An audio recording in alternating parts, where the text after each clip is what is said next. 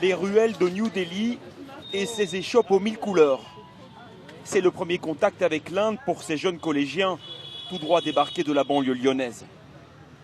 Il y a d'abord l'émerveillement, bien sûr, avec les tenues traditionnelles. Je crois là-bas, il y a des saris, non? Là-bas, là. Oui, des saris et des bijoux avec des statues. Mais très vite, c'est le choc culturel aussi, face à une ville bondée, jonchée d'ordures. Il est où le basque? Ici, la misère est omniprésente. Pour Maëlys, 14 ans, l'atterrissage est difficile. On peut pas s'attendre à ça, je pense. Personne ne peut imaginer ça. Issu d'une zone d'éducation prioritaire, 1, 2, 3, 4. ces 10 élèves n'avaient jamais encore quitté la France. Pendant 14 jours, ils vont ainsi découvrir un tout autre monde, remettre en question leurs certitudes. Vous voyez la carte ici? Nous sommes ici maintenant. À l'origine de ce voyage, il y a une rencontre. Ce professeur indien à gauche et le professeur d'anglais des Lyonnais ont échangé sur Internet. Ils sont arrivés à la même conclusion. Leurs élèves doivent à tout prix s'ouvrir sur le monde. La plupart des problèmes qui surviennent dans le monde, comme la haine ou le terrorisme, viennent d'une incompréhension de point de vue. Si on peut résoudre ça à travers ces échanges scolaires, quand ces jeunes deviendront adultes, ils n'auront plus de préjugés, comme celui de la couleur de peau par exemple. Le projet passe aussi par l'apprentissage.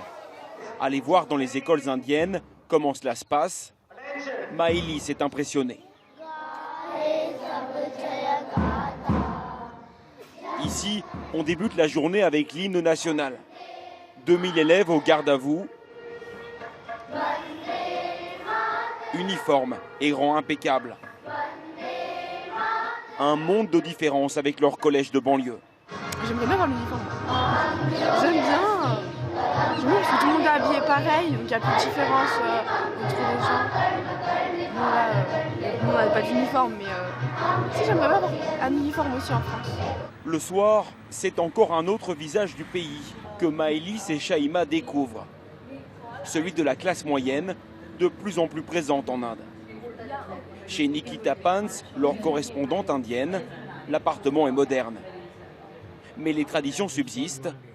3 générations cohabitent. Nikita, sa mère, sa grand-mère, son grand-père, enfin, genre, il y a toute la famille.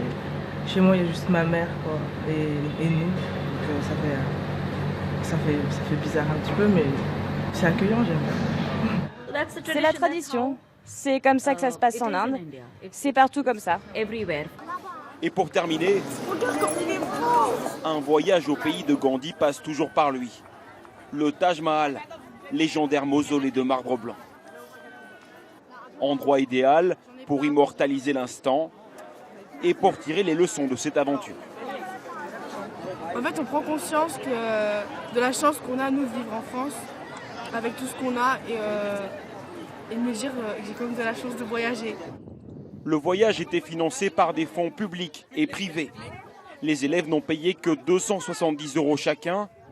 Un projet pédagogique unique en France pour façonner des citoyens du monde.